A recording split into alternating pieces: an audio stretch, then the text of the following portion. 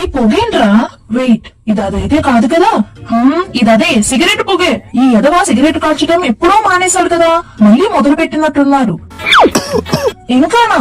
రే ఇంకా చాలు ఆపరా, నేను ఇంతకంటే ఎక్కువ పొగను తీసుకోలేను. రే మామా, ఇక్కడంతా చీకటిగా అయిపోయింది అండ్ నా ఎయిర్ వేస్ ని ఈ పొగ బ్లాక్ చేసేస్తుంది. మన పరిస్థితి ఎలా ఉంటే దాని పరిస్థితి ఎలా ఉందో. సరేలే, నా బాధ ఎవరికి చెప్పుకోను. ఈ పనిని వీడెప్పుడూ ఆపేశాడు కదరా, మళ్ళీ మొదలు పెట్టాడేంటి? ఈ పొగ నా వాల్స్ కి అంటుకుంటుంది. దీని వల్ల నేను ఆక్సిజన్ ని సరిగ్గా పాస్ చేయలేకపోతున్నా. ఇంకా చాలు, వాడు సరిగ్గా లేనప్పుడు మనం ఎంత కష్టపడినా వేస్ట్. మనం కూడా రెస్ట్ తీసుకుందాం. డాక్టర్, నా హస్బెండ్ కి ఏమైంది?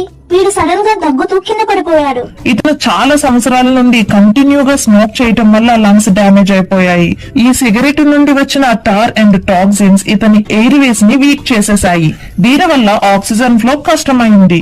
టార్ అంటే పొగాకు కాల్చిన తర్వాత వచ్చే ఒక సబ్స్టెన్స్. మీరు చెప్పిన ఆ సడన్ దగ్గు చెస్ట్ పైన ప్రెషర్ ని పెంచింది అండ్ ఇది బ్రెయిన్ కి బ్లడ్ ఫ్లో అవ్వకుండా కొన్ని సెకండ్స్ ఆపేసింది.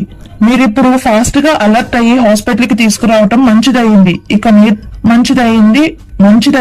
ఇక మీదట ఎలానే స్మోక్ కంటిన్యూ చేస్తుంటే ఇంకా హాస్పిటల్ కి తీసుకువచ్చినా ఏం చేయలేం.